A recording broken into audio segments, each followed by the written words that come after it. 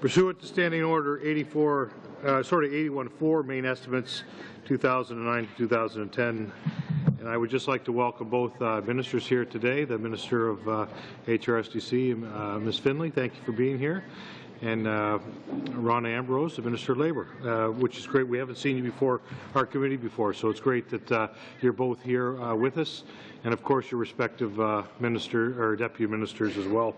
I'm going to start with you, Minister Finley. I know you've got an opening statement around 10 minutes, and then I'm going to move over to Minister Ambrose for an opening statement of 10 minutes or so, and then we're going to, as is tradition, start with the first round of 7 minutes, followed by subsequent rounds of 5 minutes each of question and answer. So thank you once again for taking time, what I know is your very busy schedules, to be here to talk about the estimates, and I will just turn it over to you, Ms. Finley, right now. So, well, thank you very much, Mr. Chair.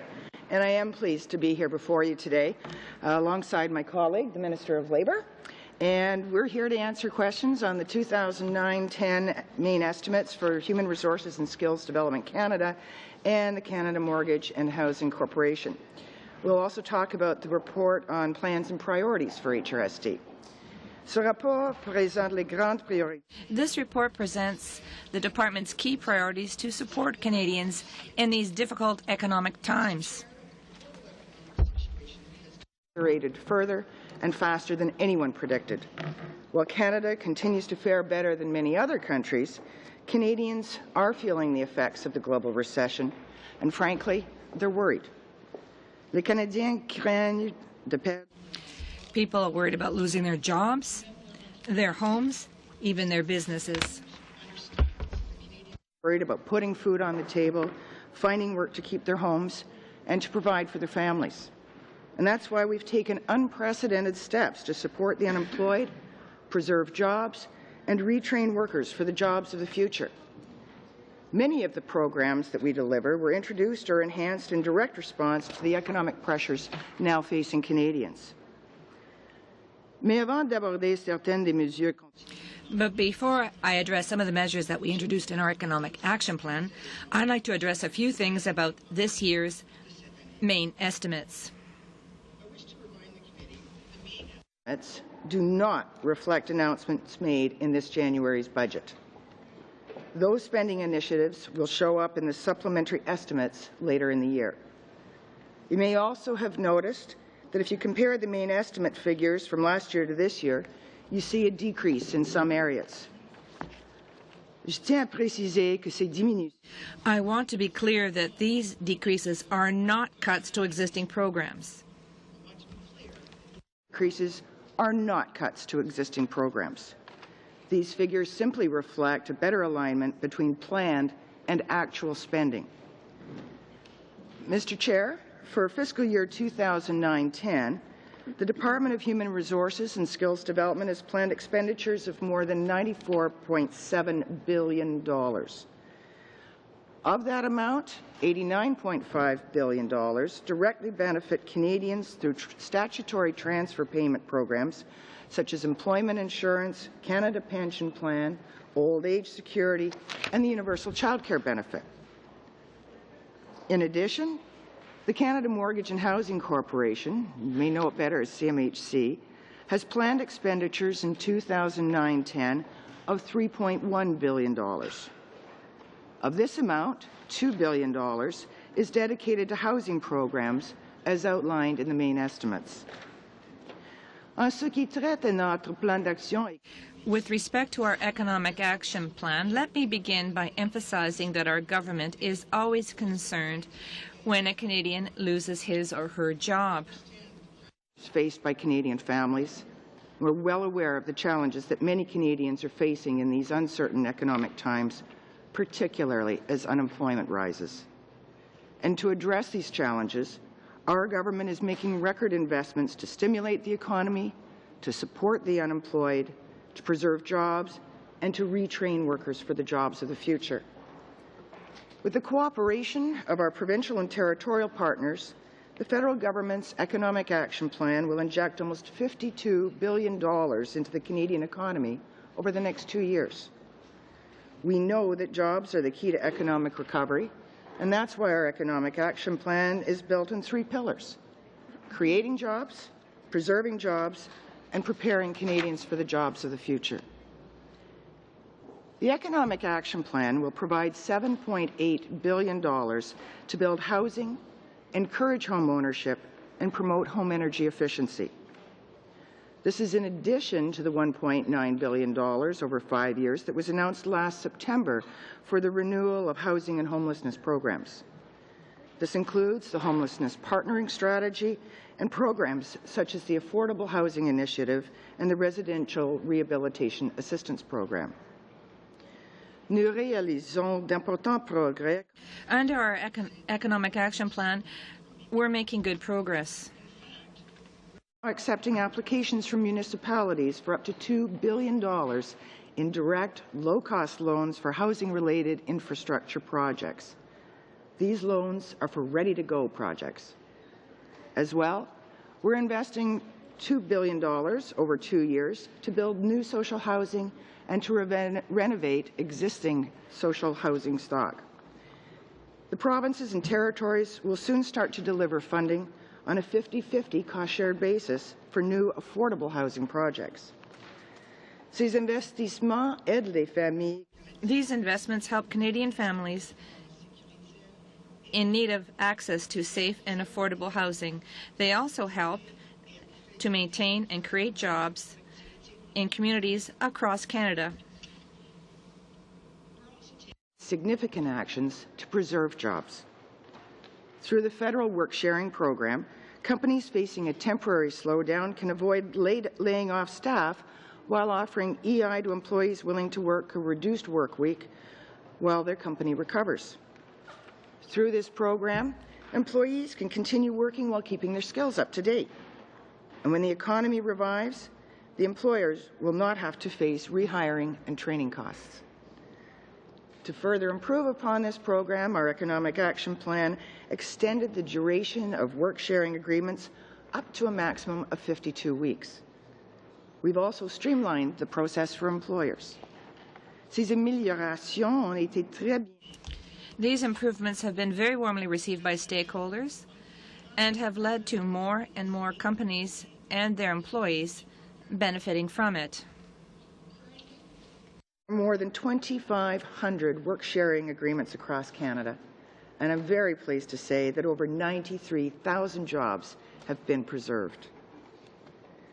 Mr. Chair, we're also investing in skills and training to prepare Canadians for the jobs of tomorrow. Over the next 2 years, the government's Economic Action Plan will invest an unprecedented $8.3 billion in the Canada Skills and Transition Strategy. Cette stratégie vise à aider les Canadiens. The goal of this strategy is to help Canadians weather today's economic storm while providing them with the necessary training to prosper in tomorrow's economy. Strengthen benefits to give workers more time to find the right job. And it will also help them gain skills to emerge ready to respond once the economy recovers. In the area of training and skills development, we work closely with the provinces and territories as they have a better grasp of local conditions and they're better placed to deliver training. Our government will transfer $1.5 billion over the next 2 years to provinces and territories to help workers retrain so that they have the skills they need for the jobs of tomorrow. Cet argent est destiné aux collectivités. This money is being directed to communities and sectors hardest hit by the downturn. 150,000 Canadians will take advantage of these training opportunities. Quant aux Canadiens qui perdent leur emploi, and for people who lose their jobs through no fault of their own, we want to ensure that they can continue to make ends meet while they search for another job. By providing nationally the advantages of an extra 5 weeks of regular benefits currently offered as part of a pilot project that until now has only been provided in specific regions of high unemployment. In addition, the maximum duration of regular EI benefits available under the EI program has been increased by 5 weeks from 45 to 50 weeks. It's estimated that this extension will benefit 400,000 Canadians in the first year alone. Now, I'm well aware that some members have told us that they want us to waive the 2-week waiting period. Nous faisons mieux que cela. We're doing better than that. EI benefits, regular benefits, when Canadians across the country told us that they needed it most at the end of their eligibility period. We believe that this measure is a better option than removing the 2-week waiting period because it would help those most in need of additional benefits and do it when they most need it. While removing the 2-week waiting period would result in an additional payment of 2 weeks for claimants that do not use their full entitlement, it would not provide assistance to workers who exhaust their EI benefits. Eliminating the 2-week wait period means that their benefits would start 2 weeks earlier, but would also end 2 weeks earlier. Our additional weeks of EI benefits provide regular EI clients with the assurance that, should they require it, they will have the financial support for a longer period of time while they pursue their job searches. Épuiser ces prestations d'assurance. Exhaustion of EI benefits is a tough prospect to face. Providing additional support to unemployed Canadians who would otherwise have exhausted their benefits helps those who need help the most. Given the economy, we're doing everything we can to process the increasing number of claims as efficiently and as quickly as possible. We're responding to the evolving economic circumstances. In fact, we've invested more than $60 million to increase and expand our operations. Cet investissement nous... Among other things, this investment has allowed us to hire additional staff as well as extend the hours of service at our EI call centres. Our government is well aware of the challenges that many Canadians are facing in these uncertain economic times, particularly as unemployment rises. And that's why our government has already taken unprecedented steps to help Canadians by extending regular EI benefits for an extra 5 weeks, increasing the maximum regular benefit period to 50 weeks, and by expanding the work sharing program as examples. Nous versons également des fonds importants. We are also providing significant funds to help meet the different training and support needs of not only those who are eligible for EI, but those who aren't eligible as well. Those who have been out of work for a prolonged period of time. Our plan also takes into consideration the needs of long-tenured workers who have been laid off. To help these long-tenured workers change occupations or sectors, we're introducing a pilot project that will extend EI benefits to them so that they can pursue longer-term training. We're also proposing that workers with severance or other separation payments be eligible for earlier access to EI benefits if they use some or all of these payments to purchase skills upgrading or training. In conclusion, Mr. Chair, in spite of our unprecedented investments, I wish to assure all honourable members and Canadians that we will continue to monitor the effectiveness of these measures and our existing programs. Ainsi, nous veillerons à ce qu'ils soient. We want to make sure that they are working and responding effectively to the ever-changing economic circumstances. Effectively to the ever-changing economic circumstances. Thank you, Mr. Chair. I'll now turn it over to my colleague, the Minister of Labour.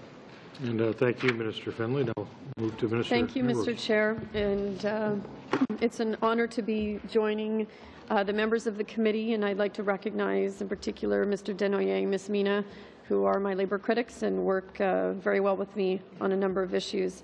It's a great opportunity to be here with all of you to address the labour programs component of HRSDC's report on plans and priorities. As Minister of Labour, I recognize that my portfolio is one that many Canadians turn to for assistance and service excellence, particularly in challenging economic times. I'd like to begin by emphasizing the importance of the workplace. where Canadian creativity and innovation thrives. Our government recognizes that our nation's economic wealth is generated by millions of Canadians in the thousands of workplaces, both large and small, that comprise Canada's economy. A well-functioning workplace is one in which workers are safe and treated fairly, where productivity is high, and where employers and employees cooperate in a spirit of mutual respect. By building and sustaining such workplaces, the economy as a whole benefits and Canada's prosperity is enhanced. To the economy and the economic challenges facing us today, it is more important than ever to ensure that businesses and workers have the tools they need to succeed in the current economy and enjoy renewed prosperity in the years to come. As you know, the mandate of the Minister of Labour is to foster safe, fair and productive workplaces and cooperative workplace relations. This mandate is discharged directly in those sectors over which the federal government has jurisdiction, as well as nationally and internationally through collaboration with the provinces and territories and with other countries and multilateral organizations. It is in each of these areas that we are working to deliver on our mandate and meeting our goals. I'd like to describe for you now some of the Labour program's recent achievements and demonstrate how these investments in programs and services support hardworking Canadians and contribute to a more prosperous Canada. First and foremost, our government supports Canadian workers, and we are providing new financial safeguards for workers in these uncertain economic times. Our government's Wage Earner Protection Program provides compensation for owed wages when an employer is declared bankrupt or is subject to receivership. The WEPP provides workers with guaranteed and timely payment of eligible wages, which include salaries, commissions, and vacation pay. And now, with our Economic Action Plan, the program was enhanced to include termination pay and also severance pay. Nous reconnaissons que les Canadiens. We recognize that hardworking Canadians face very real challenges when their employers go bankrupt. And through this program, our government is ensuring that we provide assistance to Canadian workers facing financial pressure due to job loss during this difficult time. Secondly, as Canadians would expect, we are taking additional steps to ensure that workplaces are safe, secure, and fair for workers. Canada is built on a promise of opportunity and hard work. Inclusive workplaces are central to a productive economy and a cohesive society. Workplaces should reflect the increasing diversity of Canada in order to ensure that the talents of all workers can be fully developed and can contribute to our shared prosperity. Our government is committed to working towards workplaces that are fair, safe, and productive. Individuals should be able to get jobs and promotions based on their abilities, free from discrimination. That is why our government is implementing the Racism-Free Workplace Strategy, which is a key component of the government's Canada for All, Canada's action plan against racism. This strategy aims at ensuring that Canadian workers are treated with the dignity and respect they deserve in a productive and inclusive workplace to ensure that all Canadian workers can make a strong contribution. In supporting cooperative workplace relations, the Labour program offers an extensive range of preventative mediation and grievance mediation services aimed at resolving workplace differences and improving industrial relations. Today, 9 out of 10 collective bargaining disputes in federally regulated workplaces are settled without a work stoppage, often with some kind of conciliation or mediation help.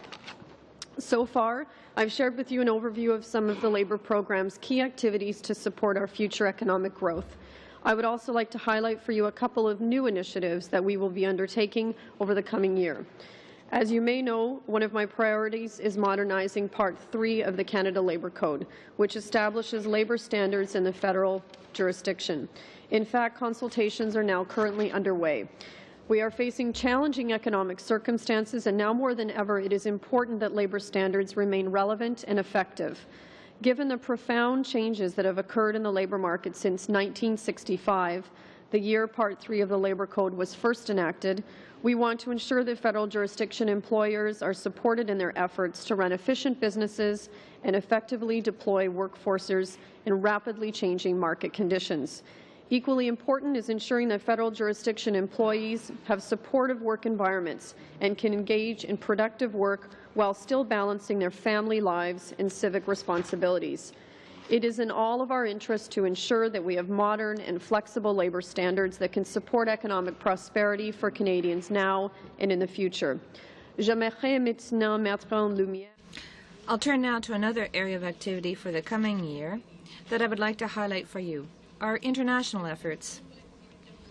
International labour agreements help level the playing field for Canadian enterprises and open up trade and investment opportunities. Labour cooperation agreements, negotiated alongside free trade agreements, help protect employers and employees from unfair competition.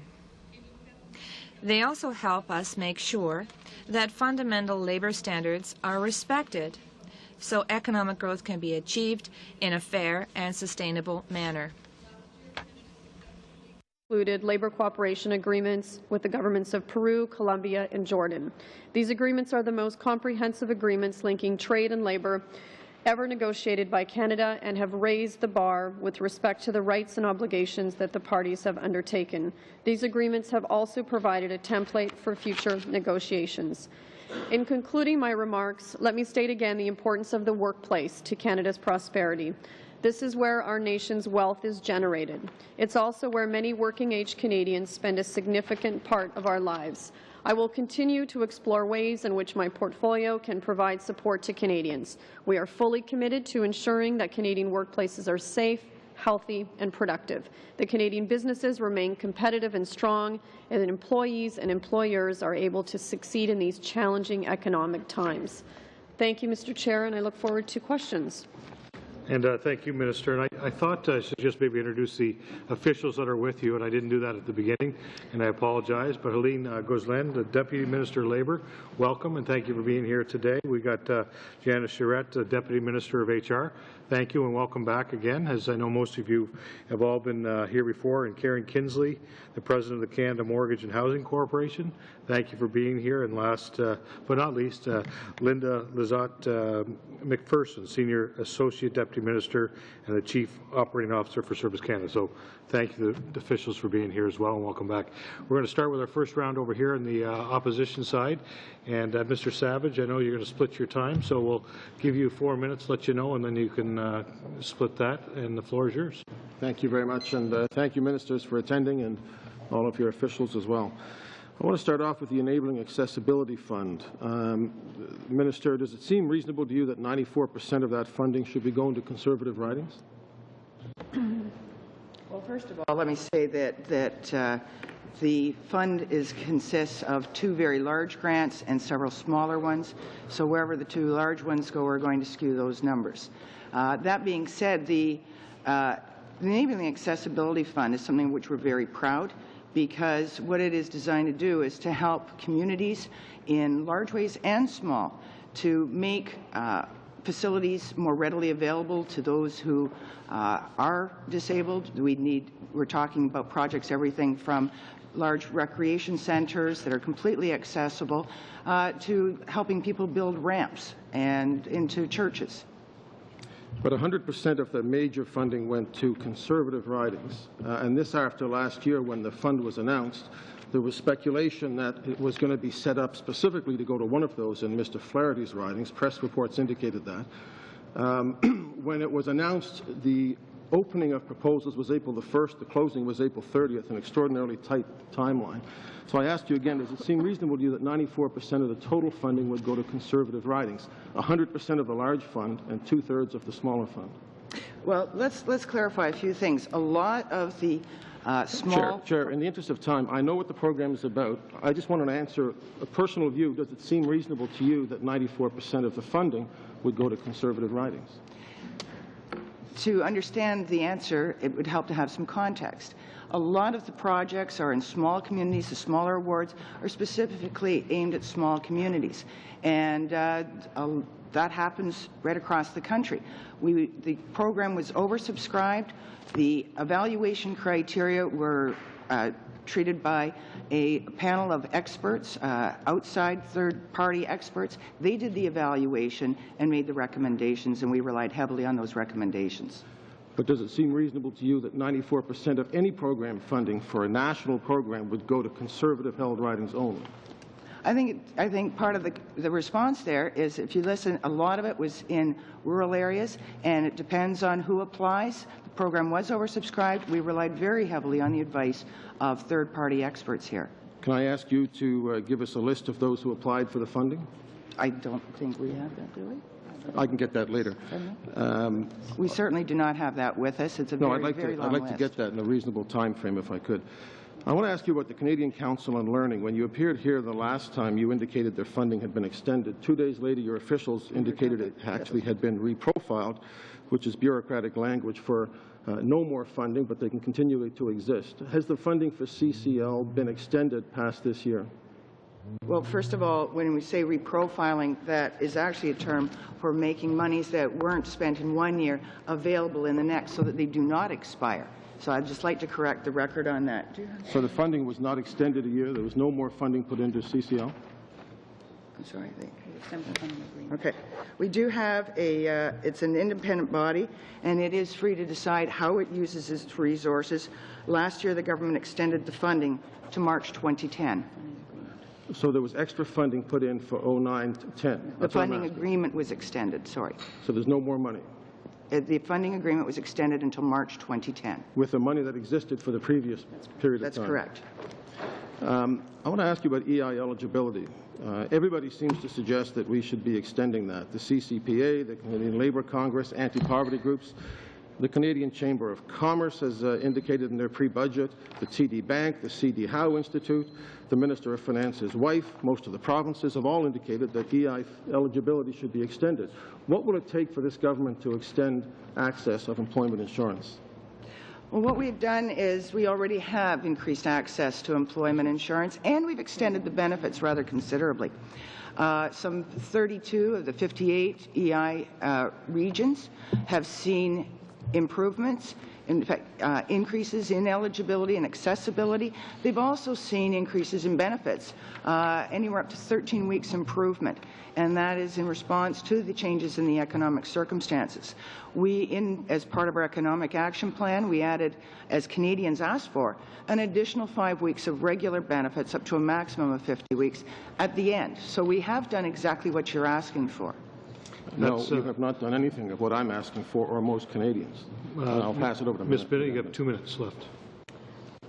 Thank you, Mr. Chair. I'll be very quick. The two ministers, just to pick up on what my colleague was just saying, access means low at the front end, people being able to access EI, because if you can't get in, you can't benefit from any of the other programs, just to do with the hours. But I want to go to Minister Ambrose, if I could. In the estimates, the Canadian Artists and Producers Professional Relations Tribunal, the chair says that she feels compelled to note at this point that while however optimistic she is with respect to the board's hard work, that because they cannot form a quorum, they have a problem with doing their job. Could the Minister tell us why this board that looks after a tremendous large number of our artist industries is looking at problems, operating problems, because they can't get a quorum? Because they don't have enough members on the board. Why are there no members?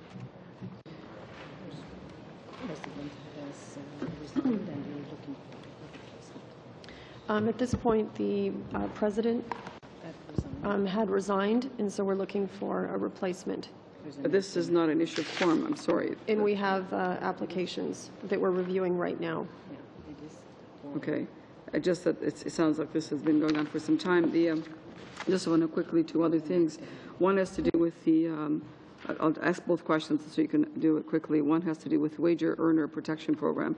I wondered, given the environment, the economic situation, if you could give us an idea of how many workers, in fact, have benefited from this plan thus far and how well it's working. And the other question has to do with worker replacement.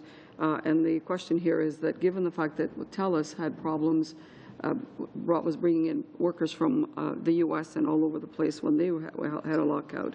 Could you tell us, this program has had a review recently, and workers are used to, and have workers been used to undermine trade unions' capacity to engage in bargaining and represent its numbers?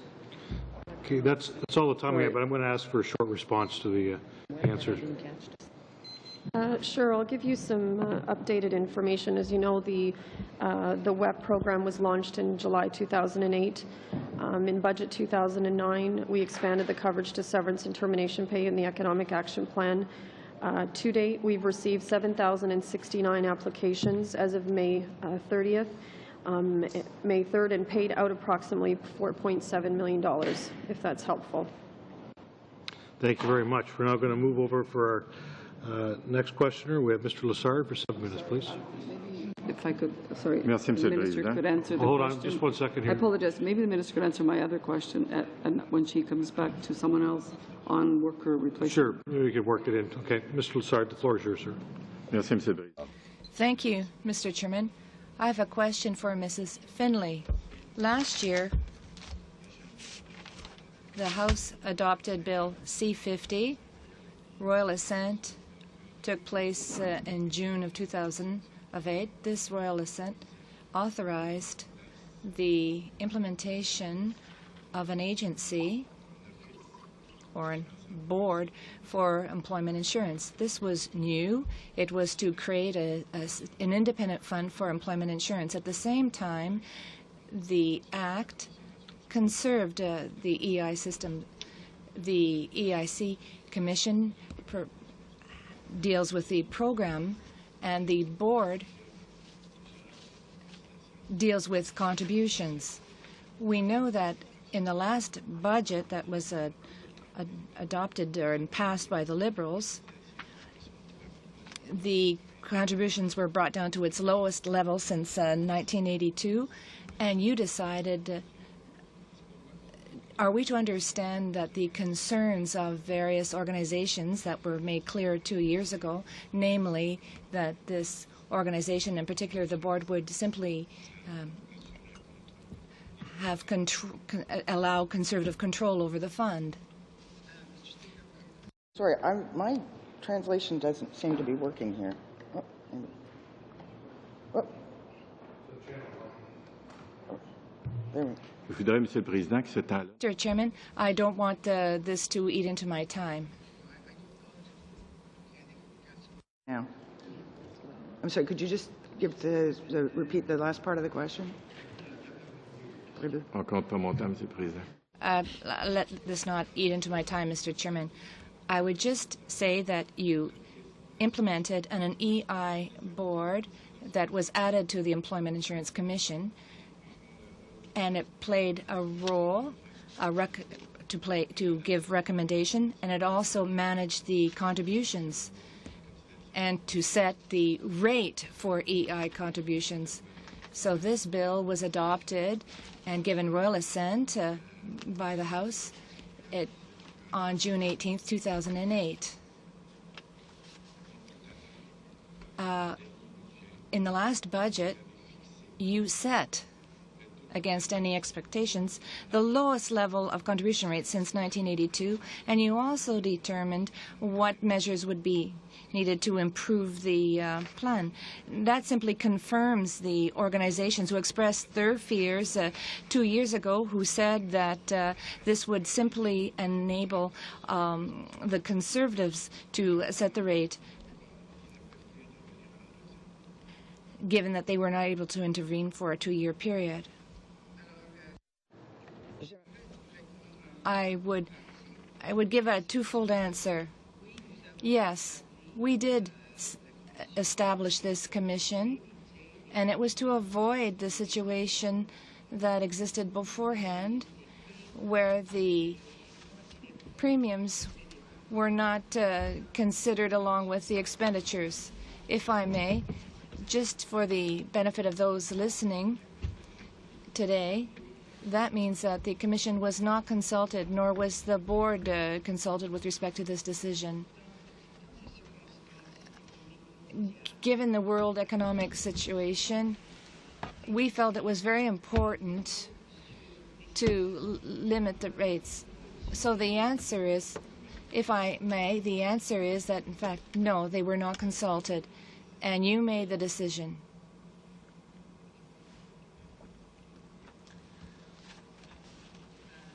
In terms of responding to Mr. Je Lassard's pose la question. question à la ministre, si vous permettez, parce que c'est une... Directed the question to the minister. This was a political decision that was made.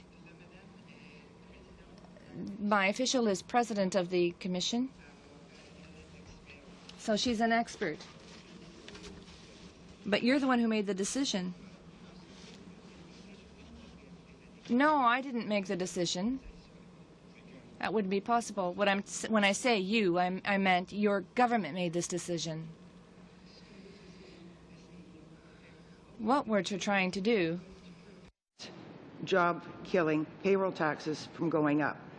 The freezing of the EI premiums is estimated to be a $4.5 billion injection into our economy so that we can keep people working in these tough times. The rates are frozen Si so vous that... permettez, l'idée, c'est pas de vous faire justifier pour... I'm not asking you to justify your decision. I just want to make it clear that it's your government that made this decision, but you did not consult with the other two organizations. When royal assent was given to C50 back in June of 2008, there was also a fund, a $2 billion fund set up. Can you tell me where this $2 billion came from? Is the CEIFB was proposed by the government. It was voted on and passed by Parliament.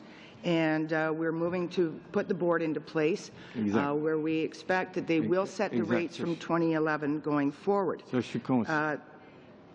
Oui, mais ma question... Yes, I do know that. But my question was about your role. We don't have a board set up yet. I would like... This $2 billion that was used to set up this fund, is that an accurate figure? Did this $2 billion come from the Treasury? And the fact that it has been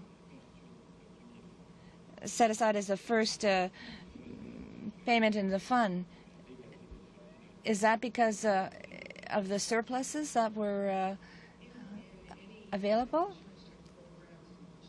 And the EI has it.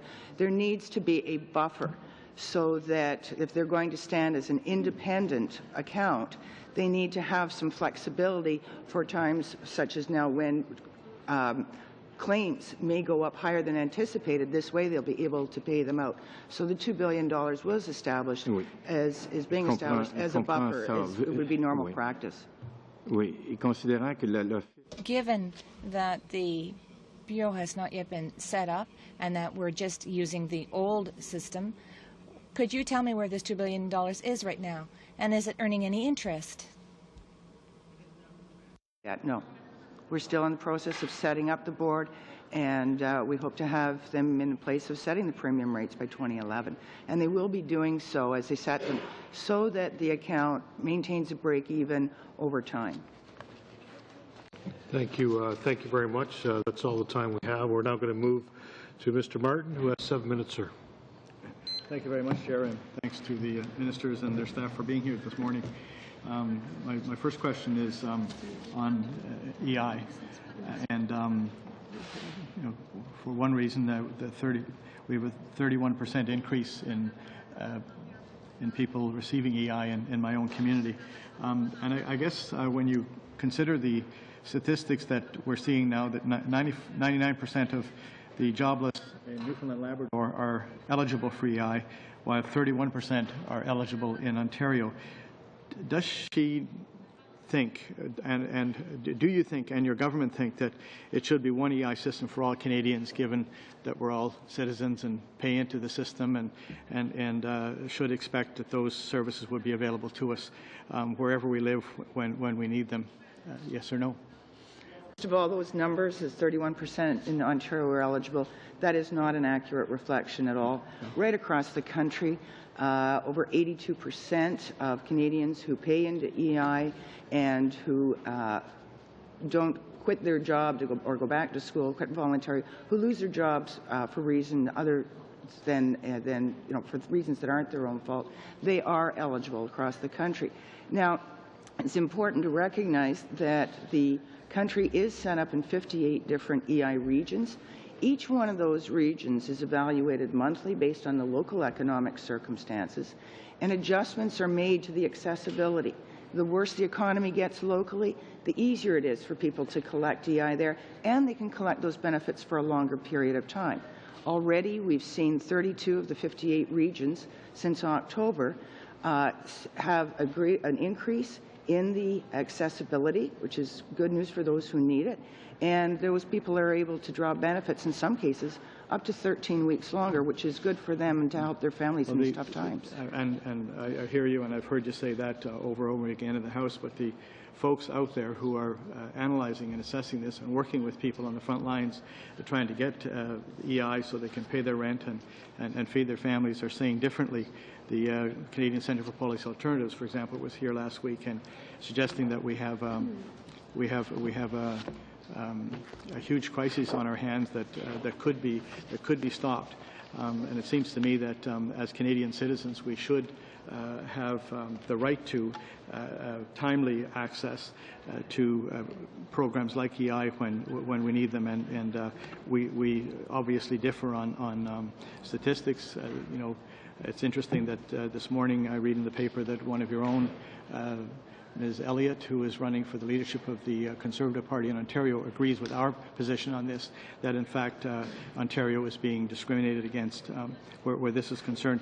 But there are a couple of other things I want to ask you about this morning. The second is training. You talk about an investment in skills and training of $8.3 billion. I said a few minutes ago that we've had an increase in 31% in the Sioux of people collecting EI. We have a number of factories that are, if not stop work completely, but certainly slowing down. And they would like to take you up on the training and skills development. They'd like to train their people in this period so that when they do come out of this recession, they're ready to go. But so far, we've not been able to determine how we access that money, either through the province or through the federal government. It's not obvious or clear where the money is to come from and when it might be available. Maybe you could enlighten us here this morning. Okay, well, one of the things we did in our economic action plan was to make sure that we could get these programs flowing quickly, so we structured them through existing programs. We do have an agreement with the province of Ontario to provide this kind of training at the moment, but we're expanding that. That does require negotiating and signing new agreements with them. We have signed several with the different provinces. We're in the process of signing more at a very rapid rate, So there's no agreement with Ontario today? There is an existing agreement. We're going to be expanding it for the additional funds. My cousin is taking advantage of this program right now. She's been home with young children for a number of years. She's gone back to school to become a patient support worker. And that program, and that's in Ontario, that exists already. We have a number of important industries in Sault Ste. Marie that I've gone and spoke to personally. And one of the first things they say to me is, Tony, how can we get our hands on some of that training money? And I've tried to help them, but we can't seem to find it. We don't know where it is and how it is that they would access that money, because they'd dearly love to get going with that and start training and retraining some of their people so they don't have to lay them off and see them perhaps leave town looking for work someplace else. Glad to hear that they're trying to do that, because that's what we're trying to do too. That's why Service Canada is working with companies like that. They're happy to work with them to develop work-sharing programs, to advise on the training options. If there is a layoff coming, Service Canada has been excellent about moving in quickly, working with the employer, the unions, the employees, to make those information sessions available to them. Okay. Could I just, because I'm running out of time and I won't get a second round, I wanted to ask a question about the new social housing program that you talked about this morning. I heard you earlier in the month talk about this being a loan program. I have to say to you that none of the groups out there who are ready to go, shovel-ready on new affordable housing, not-for-profits, are able to afford a loan. It's just not a route that they're willing to take on or go down, a road they're willing to go down. And even the 50-50 with municipalities being tapped out with the trying to access the infrastructure money, and some of them actually not even able to do that. Where's the 50%? Where do you anticipate the 50% will come from to go with the other 50% so that we can actually get some? I mean, I have 2 or 3 organizations in the Soo, not-for-profits, ready to go with projects that are developed and is shovel-ready, so to speak. But I know that the 50-50 isn't going to work for them. Well, I should clarify a few points. First of all, that the loan program is totally separate from this. The loan program is $2 billion available to municipalities for housing-related infrastructure, such as roads or sewers or lighting for perhaps a new subdivision or even existing property. Social housing program is in partnership with the provinces, because in many cases they deliver the services. There are a number of parts to it. Karen, would you like to expand a little bit further on that? So there is a further $2 billion for social housing, over and above the $2 billion that the minister spoke of for the municipal housing-related infrastructure. Of the $2 billion for social housing, approximately $1 billion is for retrofit of the existing housing stock. $400 million is for new construction for housing for low-income seniors, $75 million for housing for persons with disabilities, $200 million for housing in the north, and the balance for on-reserve housing. This is all grant money, not loan money. Thank you very much. That's all the time we have. Tony, we'll have to see if we can get you later. Mr. Komarnicki, you've got 7 minutes, sir. Thank you, Mr. Chair, and I'd like to thank each of the ministers for their presentation and the excellent work their ministries are doing and the departments during somewhat trying times given our global economy. I know that I had, over the years, been lobbied by workers and unions, in particular with respect to protecting workers' wages and vacation pay, especially in the event of bankruptcy. And I'm looking at page 25 of the plans and priorities, and it indicates there that the Wage Earner Protection Program payments to eligible applicants owed wages and vacation pay from employers who are either bankrupt or in receivership, as well as payments to trustees and receivers who will provide the necessary information to determine eligibility, was $31.2 million. I'm wondering, Minister Ambrose, if you can indicate how much was spent of this program in 2008 to 2009, and in that year and this year, what the average payment per worker might be.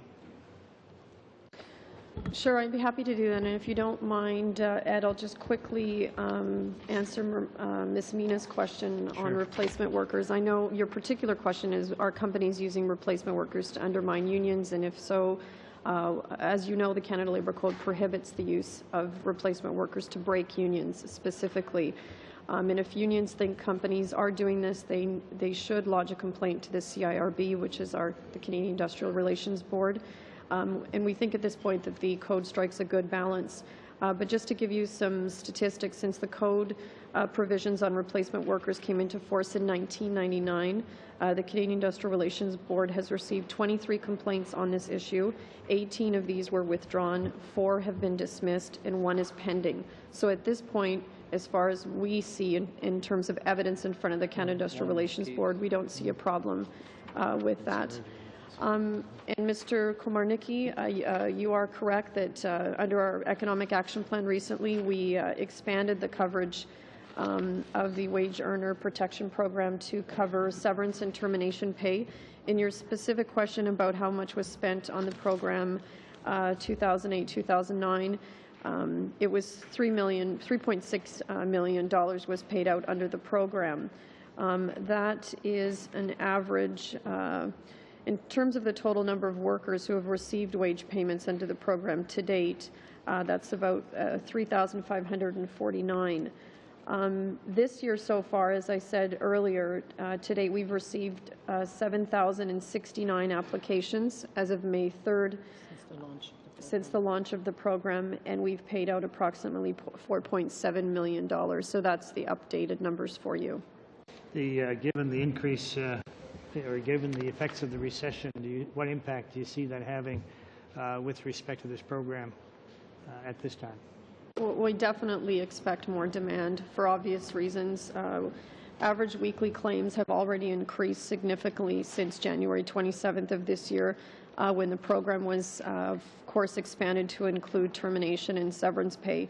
The number of claims per week has roughly doubled since that date, and of course this is due to a combination of expanded eligibility, which people are taking advantage of, obviously, for good reasons, and of course also the increase in the number of bankruptcies. It's rather interesting when I was being lobbied by various people with respect to payment of vacation pay and wages that were due. The other aspect was to see if the severance and termination pay could be included into that, and I see that in 2009, 2010, indeed, that's what is proposed. Is that program, you say, has already commenced, and people are expecting to receive payments under severance and termination? Yes, it's already commenced.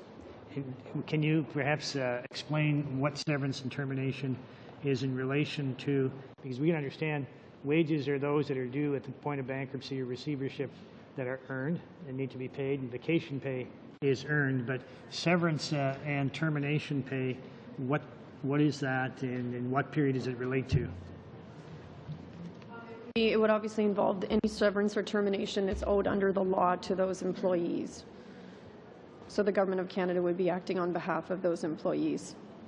So in addition to just ensuring the payment of wages and vacation pay, the fact that they will be without work and looking for work over the next period of time, some of them I'm sure would be eligible for employment insurance at some point, but there would be a payment in the first week or 2 weeks, I would take it, with respect to a severance amount, and I'm not sure, do you know what those amounts might be or what periods they would cover? Yes, the program is there, and has been expanded, particularly because, of course, our concern, we were looking ahead in the Economic Action Plan and previous to that, concerns about the number of bankruptcies that we're seeing across the country. So this is just another way that we can help Canadians that are going through a rough time. So I'm certain, just from what I've heard from others, that this will be well received by employees in particular and unions. Given the fixed amount of the allocation here of $31.2 million, what are the administrative costs of the Wage Earner Protection Program itself, or do you have, can you give us some idea of that? In terms of what we've allocated for salary costs and employee benefits and non-salary costs in terms of operation and maintenance of the program, it's a total of $5.9 million. Includes development costs. And of course, yes, and it includes the development costs as well. Well, I certainly thank you, Minister. This is a program that many I know are most anxious to see in full operation, particularly given the state of the economy at the present time and what's happening. Thank you. Mr. Kumar, we're going to move now to the second round, and this is going to be 5 minutes for questions and answers. And leading off, I got Madame Foucault. Thank you, Mr. Chairman, and welcome to the two ministers who are with us today. My first question pertains to the Minister of Human Resources and deals with the plans and priorities, the estimates. In the PNP, we see that there's a gap between the forecast of your department the 2009-2010 forecast for the administrative costs of the plan, and we can see that the forecast will go down by 5.7% and by 5.4% compared to the 2008, 2009, and 2007, 2008 estimate. How can you explain this gap between the forecast for 7, 8, 8, 9, and 9, 10? I apologize. I'm talking about administrative costs for the plan. Plan? Which plan are you referring to? I'm talking to the estimates. For the department and all? Yes, that's it.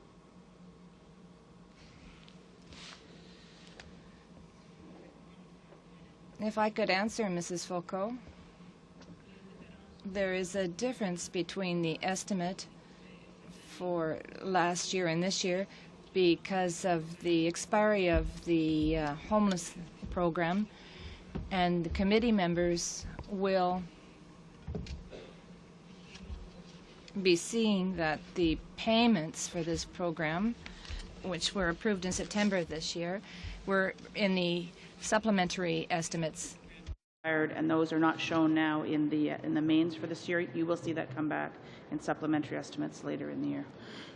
Unless I don't understand, Madame Charette and Madame la Ministre, ce que j'aurais cru que à ce moment, I would have thought that at that point the administrative costs would have been higher because costs in general, spending in your department with respect to the homeless programs should be increased. And so I would have thought that this would have been reflected. Am I mistaken in that? As far as by the time the decision was made to renew the programs, basically the expenditure profiles, which are the foundation for the main estimates, had been closed, and so parliamentarians, members of the committee, will see the funding associated with the renewal of the program in supplementary estimates later in the year.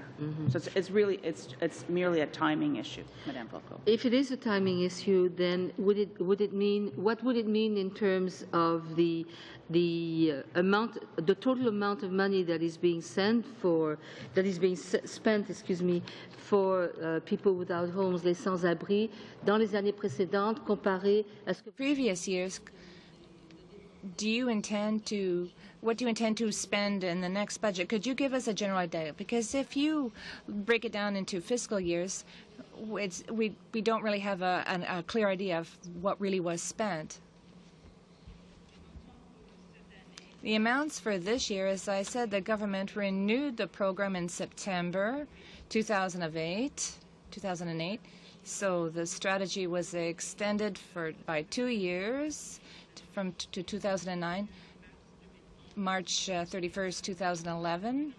And the funding for the program will continue at the same level, $134.8 billion for this year and for the next year. Thank you.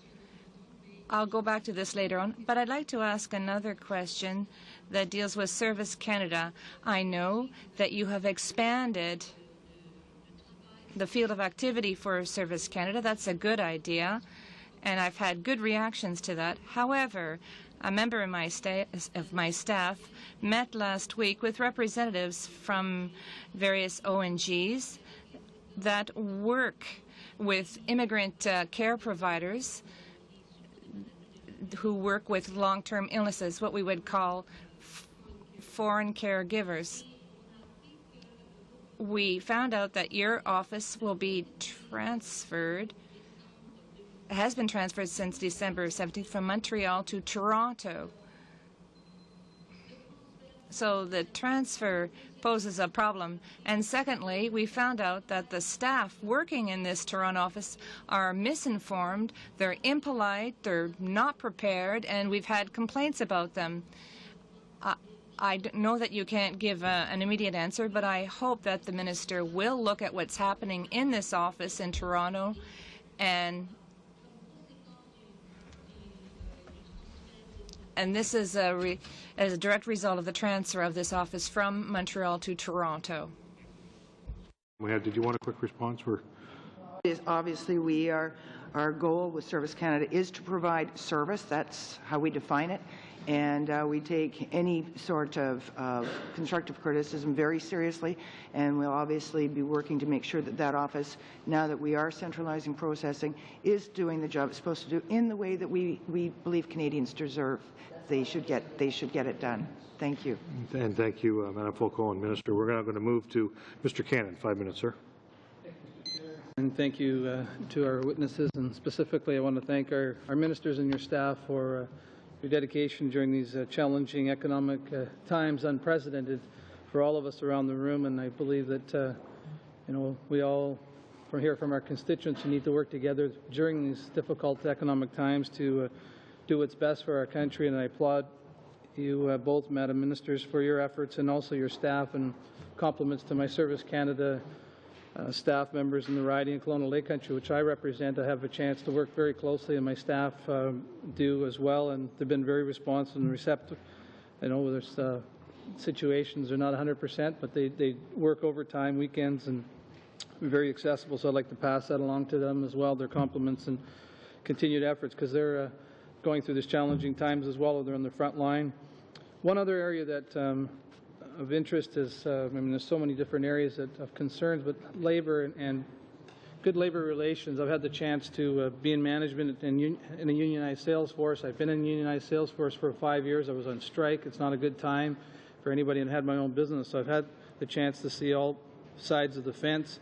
And one area that I know, Madam Ambrose, you're looking at within your portfolio is to trying to strengthen the union management, employer-employee relationships, not only to better working conditions, but safe, stable working conditions helps improve productivity. So I wonder, Minister Ambrose, if you could specifically elaborate a little bit more what you and your staff are doing to help promote stronger, more constructive union management relationships, excuse me, in regard to federal regulated workplaces, and how much you anticipate be spending to achieve this objective. Well, we have a number of initiatives underway. I would speak specifically to what we do in the labor program to promote constructive union management relations in our federally regulated workplaces. We have the Federal Mediation and Conciliation Service, which obviously is active, and it will continue to provide dispute resolution and dispute prevention services both to trade unions and employers.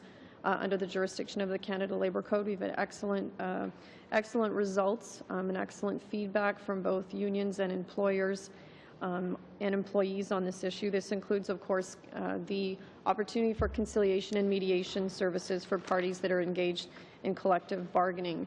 The FMCS is also currently undertaking a review of our preventative mediation services, which we hope will then help improve ongoing relationships outside of just when disputes happen, and keep those lines of communications open between employers and unions.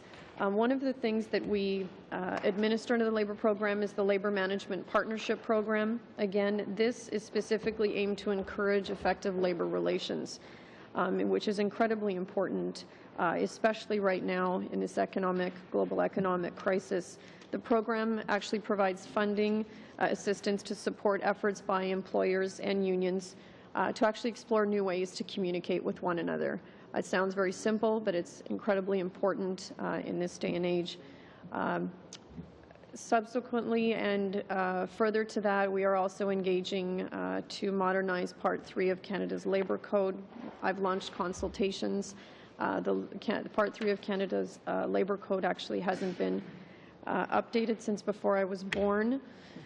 So we think it's timely to do that. We think that employers and unions have a lot to say. We're engaging our stakeholders and other parties in Parliament as well to come up with some consensus amendments and consensus ideas and as ways to modernize Part 3 of our Labour Code and modernize our labour standards in Canada.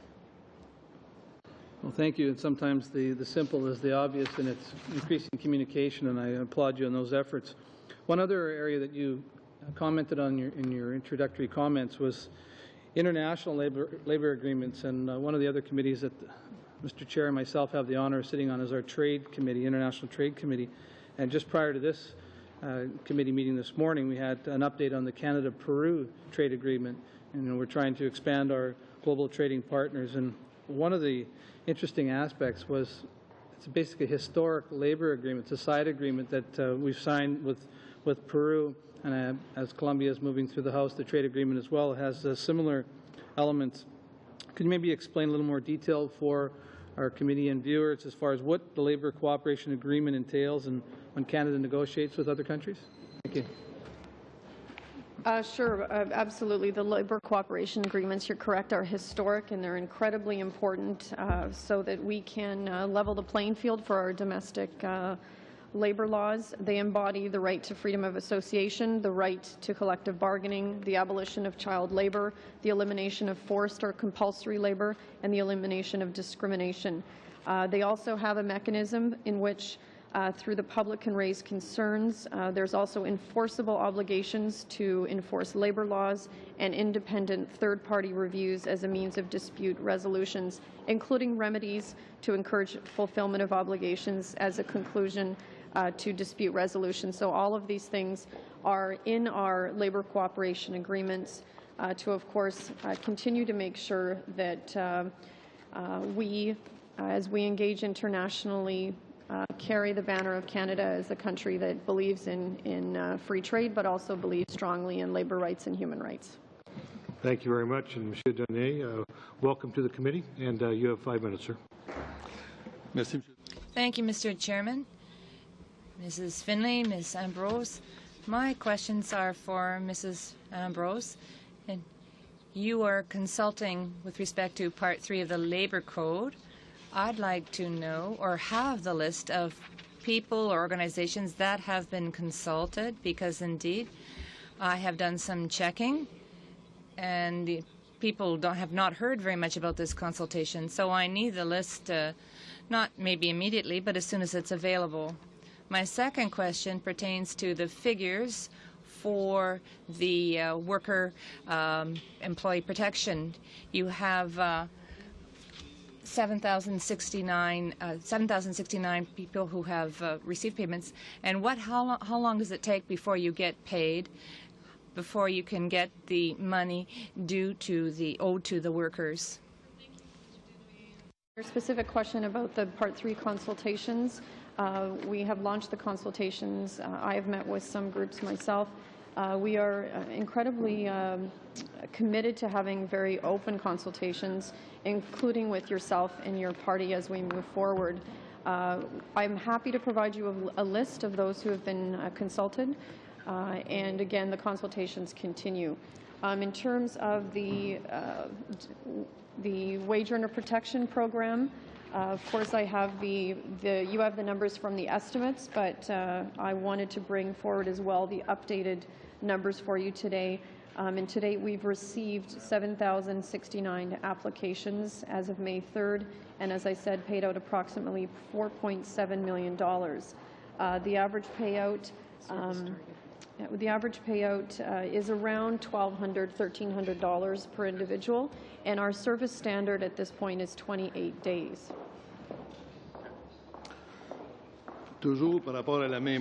With respect to the same piece of legislation, very few provisions have been changed with respect to the Act. Can the Minister tell us when this work will be done? Because this Act has been in place for a long time. So we should be. There's one article or section that's most important, and here I refer to 67, which provides some protection of pension plans. And we know that with the current crisis and with all of the bankruptcies that are taking place, a lot of workers are losing significant amounts of money. Communities have been hard hit, and unfortunately this section, well, I think it would be really great to go ahead and put this section into effect. Why is it not in effect, given the fact that this legislation has been around for a while? And my second question is, when will the Minister implement this section or decree it, I think it would be a great opportunity to do so now, given that the needs are much greater now than what was provided for in this initial piece of legislation.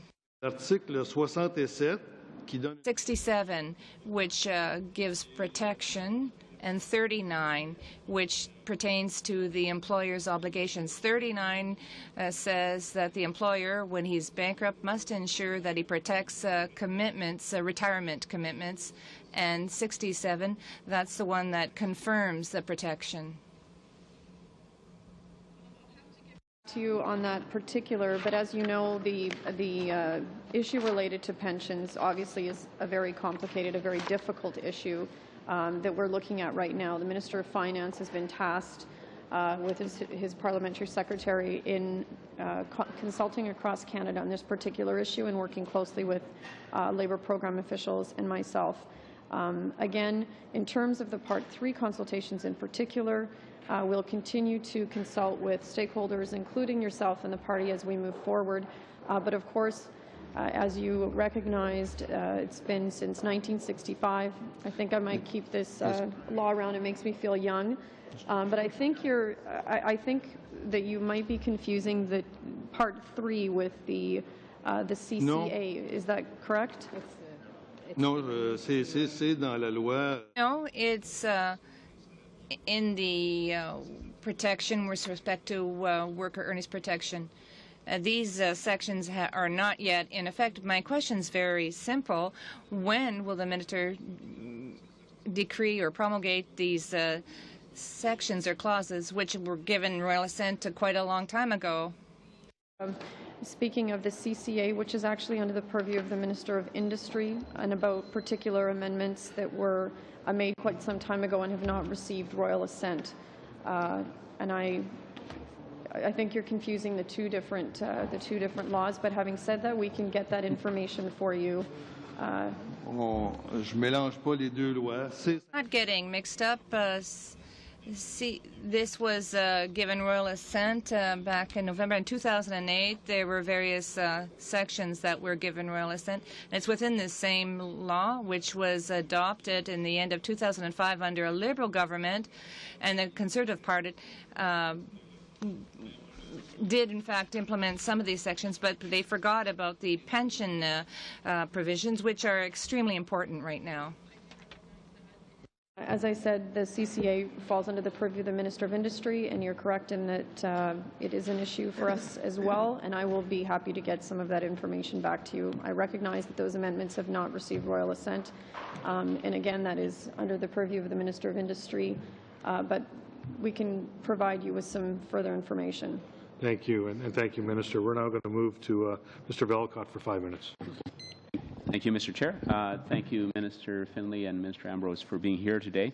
I'm going to direct a few questions just in the follow-up to some of my colleagues here in respect to the Labour program activity and the consultations with the stakeholders in some concrete ways for modernizing the Part 3 there. So if you take some notes, Ms. Minister, I just have the 4 questions here.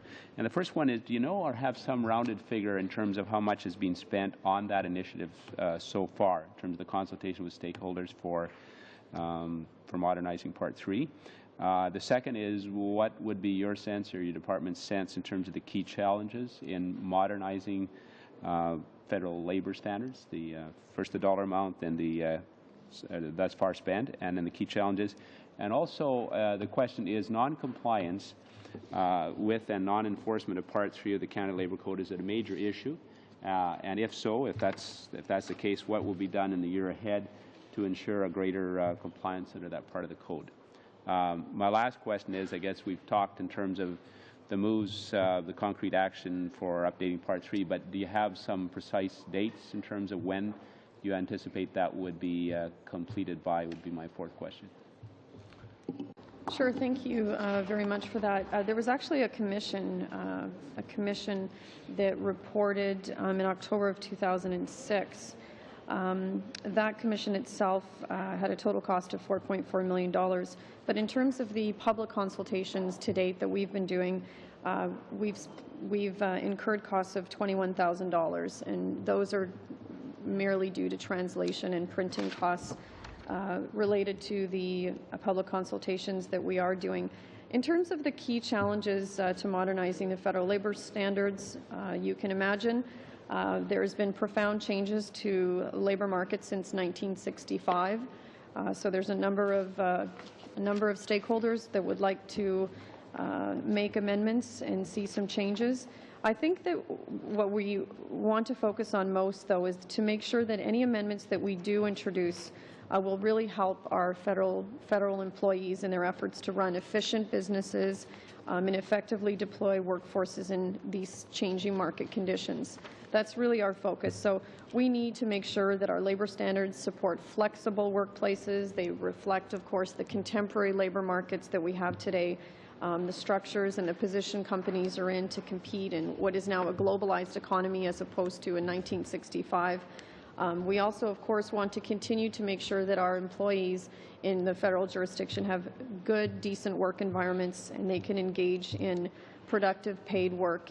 But of course, at the same time, we have to think about how their lives have changed as well, balancing family and their civic responsibilities. So there's a number of key challenges. But we also have a number of willing stakeholders that have thought about this issue for a very long time and are working with us on amendments. In terms of non-compliance with the Canada Labour Code and whether or not that's a major issue, it's really difficult actually to quantify how serious the problem is of non-compliance, because with every case of non-compliance that's reported by a worker, we also, of course, identify those within our own inspection efforts. So based on our experience so far in the field, we feel that generally speaking, federal labor standards are well respected. But we do believe, and I do believe, that we can do more, specifically in the area of education, to make employers and employees aware of their responsibilities and rights. A lot of time, that's really what it gets down to. Employees may not know what their rights are, and employers may not understand their obligations under the Canada Labour Code. So what we've been trying to do more than anything is have proactive educational efforts to balance out against this need to also investigate labor standard complaints.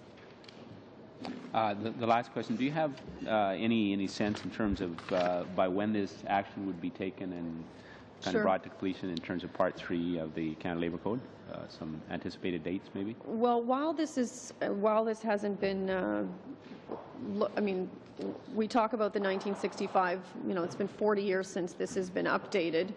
Clearly, in my view, stakeholders should have thought about it quite a bit in that time. So we've launched public consultations, and while they are a little bit shorter than normal public consultations, I think, you know, the stakeholders that we've spoken to understand that most of the amendments that they're seeking, they've been looking at for quite some time.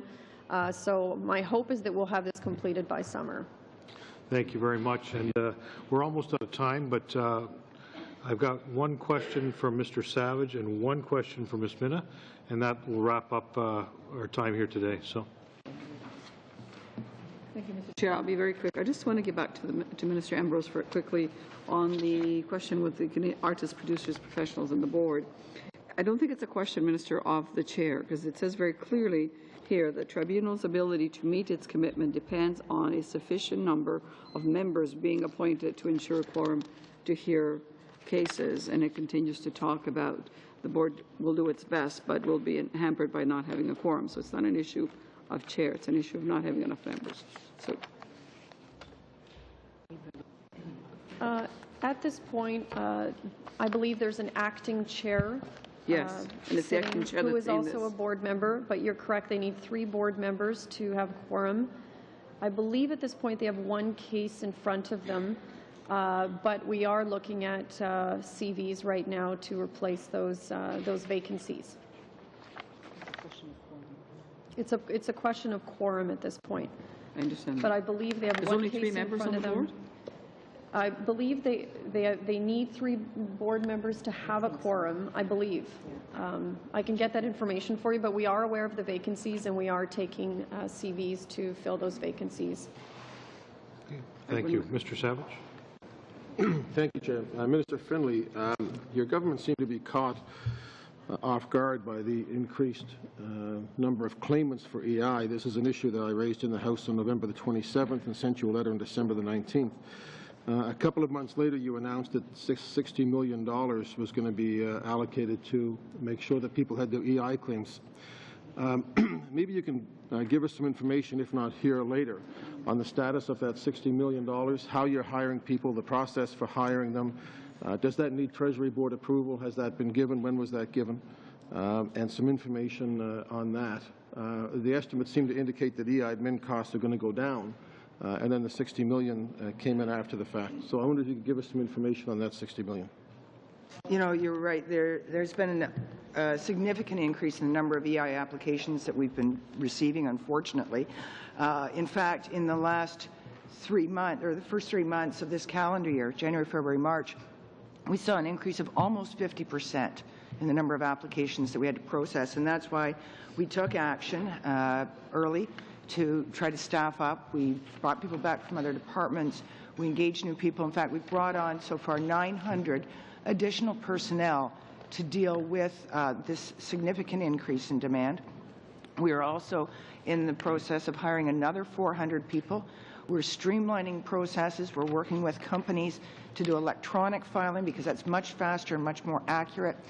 We want to make sure that those who are unfortunate enough to lose their jobs do get the benefits that they deserve, get the options to which they're entitled explained to them in a very timely manner. And I think that this is a really appropriate opportunity to thank those people who've been working on expanding the EI program from a policy point of view, but also those who've been working on the front lines. We've expanded the hours of our service call centres to include weekends and later in the day. And there are a lot of individuals working for HRSD through Service Canada who really are going the extra mile right now to help Canadians in their time of need. And I personally would like to say thank you to them. They've been maintaining their accuracy standards, and they've kept us pretty much on track with our delivery standards, which we're also increasing so that we can meet the needs of Canadians. So thank you. I want to thank both Minister Finley and Minister Ambrose for being here today, and of course your departmental people. Thank you very much. We're going to suspend for a couple of minutes so the witnesses can depart and we can get off a broadcast, and we'll resume in about 2 to 3 minutes. Thank you.